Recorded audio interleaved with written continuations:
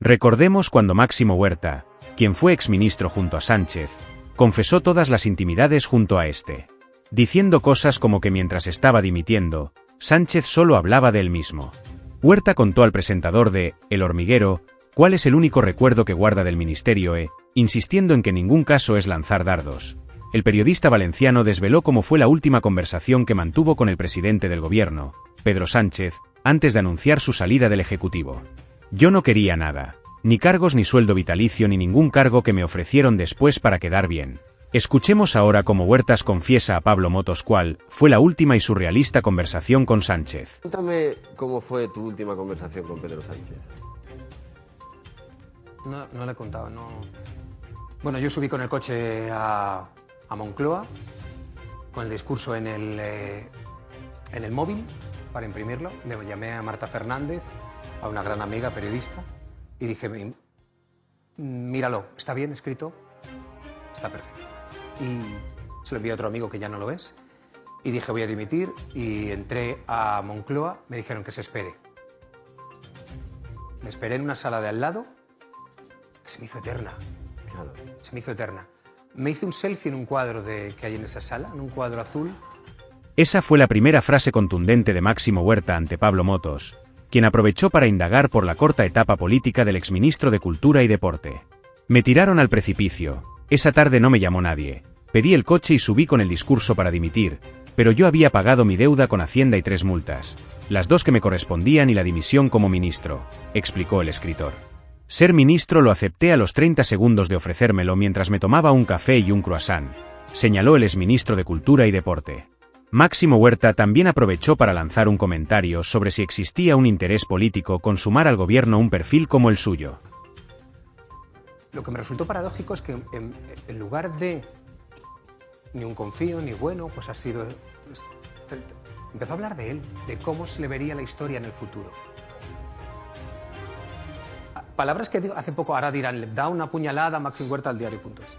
No, empezó a hablar de... A todos acaban mal en política, mira cómo acabó Zapatero, mira cómo acabó Aznar, mira cómo acabó González, de mí qué dirán.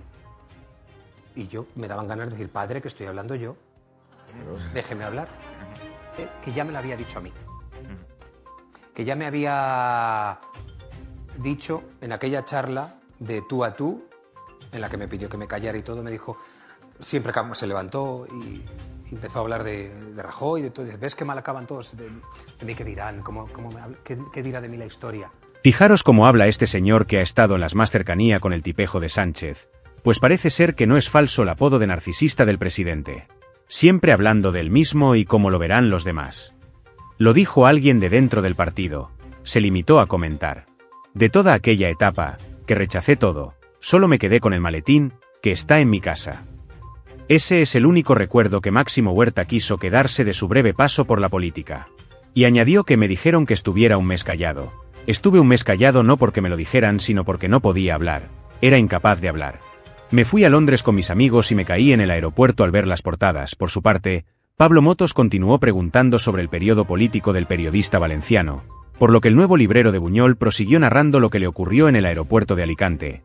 Tremenda. Sí, y ya está. Y me fui a casa, no, me fui al ministerio, hice la rueda de prensa, me fui a mi casa y mi madre dijo, ay, chico, vámonos a casa ya, ¿qué quieres de cenar? Dije, lo primero apaga la tele, no quería ver la tele. Mi madre dijo, ay, calabacín con huevo, que me encanta el calabacín con huevo. Qué rico. Hizo calabacín con huevo, cenamos eso y cenamos sin hablar. No hablamos, mi madre y yo, nada. Y dijo, ay, vamos. Y al día siguiente ya dijo, nos vamos a casa ya, y la perra, tú y yo. ¿Tu padre qué diría? Me acuerdo que dijo en la cena. Yo qué sé, mi padre era un tipo muy de la UGT, y un camionero muy... Y no sé qué habría dicho. Lo mismo habría subido corriendo a Moncloa, con el camión. Por las escaleras. Con el camión hasta arriba. Me dijeron que estuviera un mes callado. Estuve un mes callado no porque me lo dijeran, sino porque no podía hablar. Era incapaz de hacerlo. Me fui a Londres con mis amigos y me caí en el aeropuerto al ver las portadas. Al despertarme, estaba la policía del aeropuerto hablándome como ministro. Les dije que lo último que quería es que me hablaran así. Me preguntaron si quería que me llevaran hasta el avión, pero yo no quería ningún favor. Quería hacer la cola como cualquier persona. Desde aquel momento, Máximo Huerta no se cortó a la hora de hablar de lo duro que fue aquella etapa posministerial. Las miradas eran terribles. Tenía pánico de ir en tren porque todo el mundo me miraba. Me quedé en El Albir porque allí está lleno de holandeses que no me conocían. Me daba angustia todo y más viendo que llegan otros casos en el gobierno. Con Pedro Duque salieron y lo defendieron. Conmigo no. Me quedé sin autoestima. Creía que no valía para nada. Es que tiene que entregar la cartera al próximo ministro y que se la coja solo. Es que no tengo ganas que la coja solo, que el traspaso es lo último que necesito en este momento. Y fui y entregué la cartera, que como no les había dado tiempo, esto no saben tampoco nadie, que no les había dado tiempo a hacer una nueva o no deben tener en archivo carteras, tuve que entregar la mía de manera ficticia y volverla a coger después detrás de cámaras. Pedro Sánchez ofreció un cargo a Máximo Huerta en el Instituto Cervantes, según el escritor. Un mes más tarde, se produciría una única llamada, la de Pedro Sánchez. Después de un mensaje muy naif de Carmen Calvo, como ha descrito Máximo Huerta, el presidente de España le habría llamado para ofrecerle un cargo en el Instituto Cervantes y el escritor lo rechazó. Yo le dije que ni debió ofrecerlo ni yo debía aceptarlo después de todo el revuelo que había habido. Habría sido muy bonito porque era mi sueño. Pero tenía tanto pánico a la prensa y a los medios digitales que yo no podría haber soportado esa presión, ha confesado Máximo Huerta. Este exministro, que trabajó codo a codo con Sánchez, no ha dudado en señalar su obsesión por la imagen personal. Según sus palabras, todo lo que hace Sánchez está orientado a cómo será percibido, no a lo que realmente necesita España. Esto explica por qué el presidente se ha centrado más en promover su figura en foros internacionales, fotografías calculadas y discursos grandilocuentes, en lugar de abordar problemas estructurales como el desempleo, la inflación desbocada o la crisis de la vivienda. La prepotencia como estilo de gobierno. Sánchez no solo es narcisista, sino que también ha mostrado un nivel de prepotencia pocas veces visto en un líder democrático. Desde despreciar las críticas hasta ningunear a los ciudadanos que no comparten su visión, el presidente ha demostrado una desconexión preocupante con la realidad del país. Por ejemplo, cuando minimizó las protestas en contra de su gobierno, diciendo que eran minorías ruidosas, dejó claro que su prioridad no es escuchar al pueblo, sino mantenerse en el poder a toda costa. El temor al juicio público.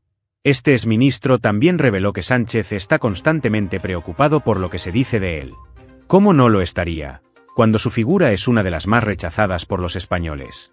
Según las encuestas, una gran mayoría de los ciudadanos desaprueban su gestión, y eso no solo afecta su credibilidad, sino también su legado. Pero en lugar de rectificar, parece estar más interesado en controlar la narrativa a través de medios afines y en silenciar las voces disidentes. El daño a España. El problema de tener un presidente con este perfil psicológico no es solo personal, sino también político. Cuando un líder prioriza su ego sobre el interés nacional, las consecuencias son desastrosas. En lugar de construir puentes, Sánchez ha polarizado al país. En lugar de buscar soluciones reales, ha optado por el populismo y las promesas vacías. Y en lugar de ser un líder que inspire confianza, se ha convertido en el símbolo de la división y el desencanto. La dificultad de abandonar el poder. Uno de los puntos más preocupantes es que el propio Sánchez parece incapaz de imaginar un futuro sin estar en el poder. Su obsesión por mantenerse en la Moncloa lo ha llevado a tomar decisiones cuestionables, como pactos con fuerzas políticas que en otro contexto habría criticado. Todo para garantizar su supervivencia política.